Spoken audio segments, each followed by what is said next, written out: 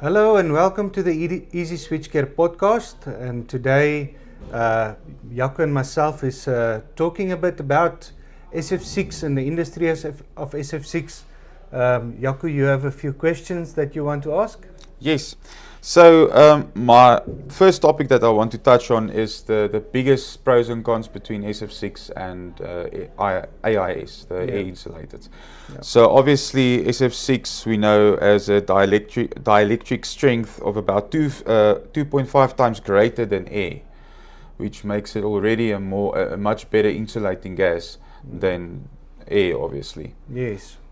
So what else will you say is another con on the SF6 side when it comes to electrical performance?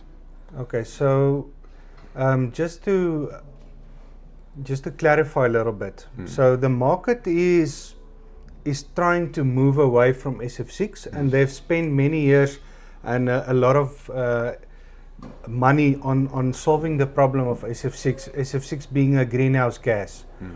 But SF6 for many years have done really well in the electrical industry. The fact that it is a very stable gas, it doesn't break down for a long period of time, so you can have it in your switchgear for many years. The fact that it is not as sensitive to heat and cold as any other gases. The fact that it is totally inert, it does not react to anything. And then also the insulation properties makes it a wonderful gas. If it was not a greenhouse gas, it would have been used until in perpetuity. Yes. Because the value that it actually brings to the market is quite significant. That being said, the market has been trying to move away from SF6. One kilogram of SF6 is the same as 44,000 kilograms of CO2. And that has got some effects in the market, on the environment at least. Yeah. Now, why would you actually use a gas like that in switchgear?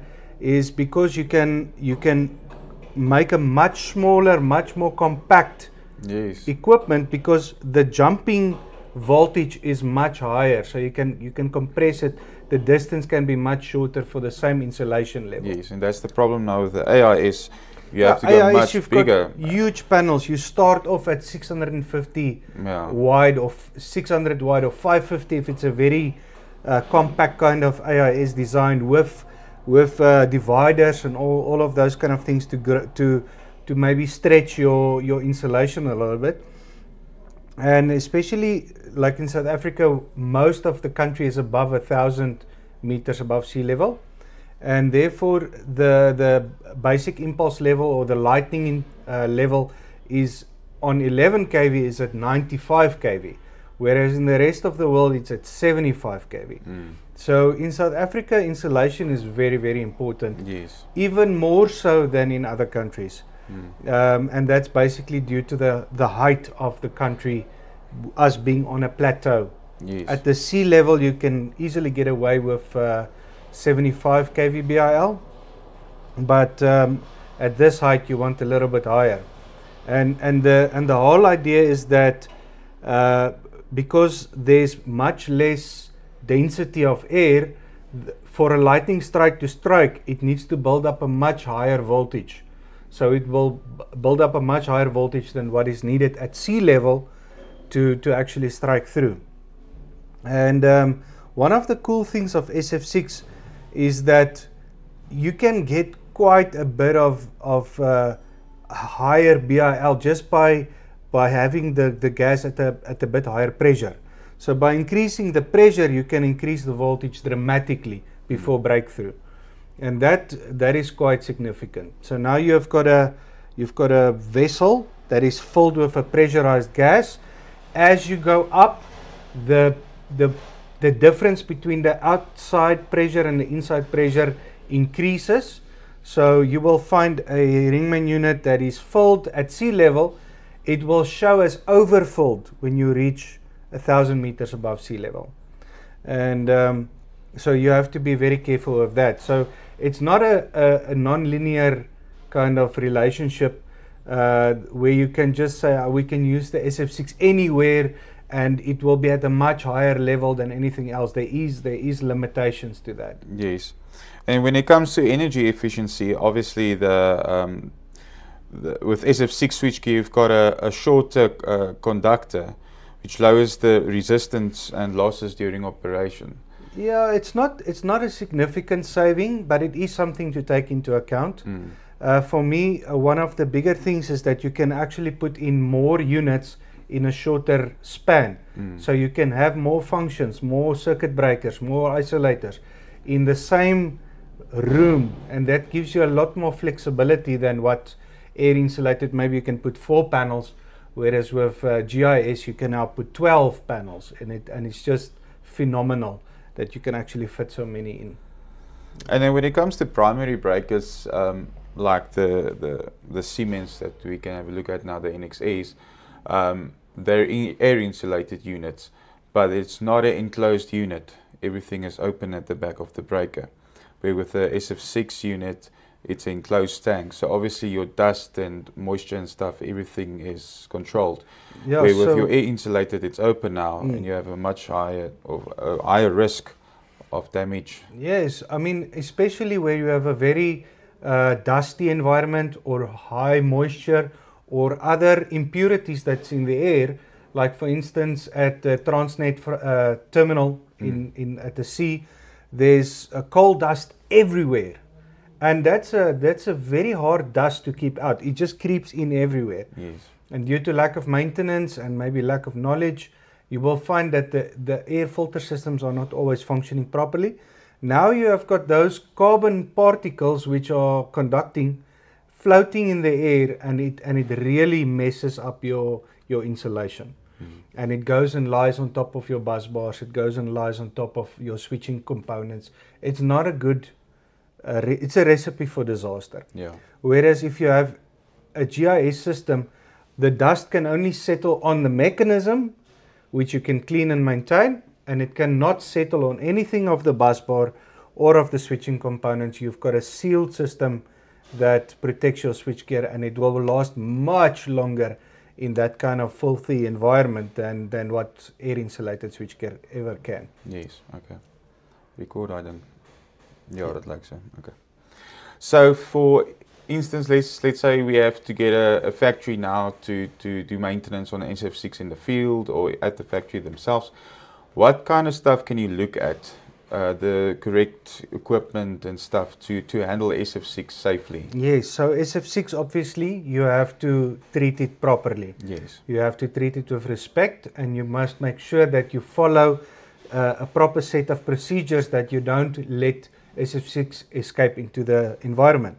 So what do we have at Easy Switchgear is we have a whole system where from when the switchgear come in until when it goes out, that we make sure that we treat the gas properly, we don't allow escaping of the gas, and we actually recover the gas that is going to be let out in that case. So let's say we have a unit where there's a bushing that got damaged. We have to replace the bushing. All of the gas will then rush out the moment when that SF6, when that bushing comes out. So we have a device that recovers the gas and then compress it again and put it back into the cylinder.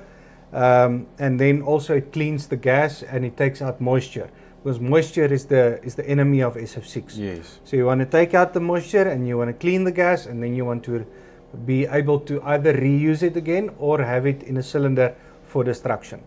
So you need gas recovery devices, you need a lot of sniffing devices to make sure that there's no leak after you completed your work, and you also need filling devices. Excuse me.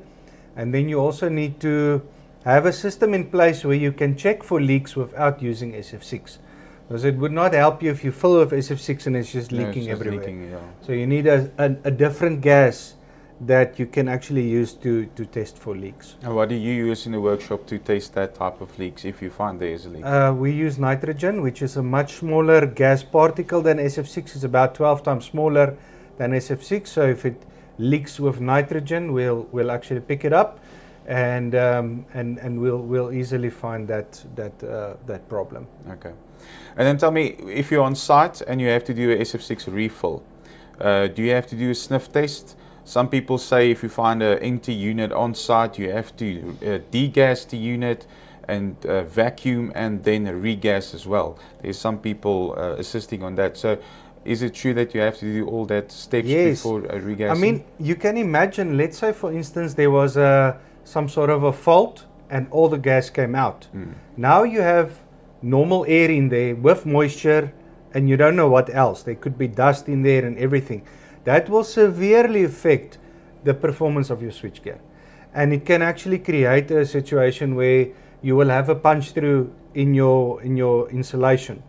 So what you should do on site, any time when there's a leak and the pressure is dropping to environmental levels, 1.02 bars or whatever, then you need to actually find where is the leak, what is it, what caused it, can it be fixed on site, does it need to come into the workshop, and if it's too severe, I would not even fill it at site.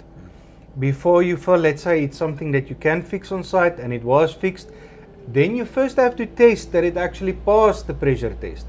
And you have to test that when you fill it, you have to sniff again and make sure that there's no leaks. Otherwise your SF6 just goes into the air and you haven't done your job properly. Yes. Yeah. And when they use the term vacuum, what do you mean by that? You pull a negative pressure. So when you have a site where you did the repairs and you can now pressurize to test that the repairs are fine, then you vacuum totally. You go down into the millibars so that you have a negative pressure inside, and you take out all the environmental conditions that's inside, and now you put pure clean SF6 in there. And why that is important is because, like I said before, moisture is the enemy of SF6. Yes. When SF6 gets wet, it can actually become quite corrosive. It becomes a very corrosive acid that will eat up your switchgear from the inside. Okay. And therefore it is important to never ever have moisture in your ring main unit. Okay. So, is that all? That's all for today. Thank you for joining us, and I hope you learned something today. And look out for some of our other podcasts as well, and see if there's anything that is interesting to you. If you also have a topic that you want to learn more about, please write it down below. We will respond to your comments, and then have a great day.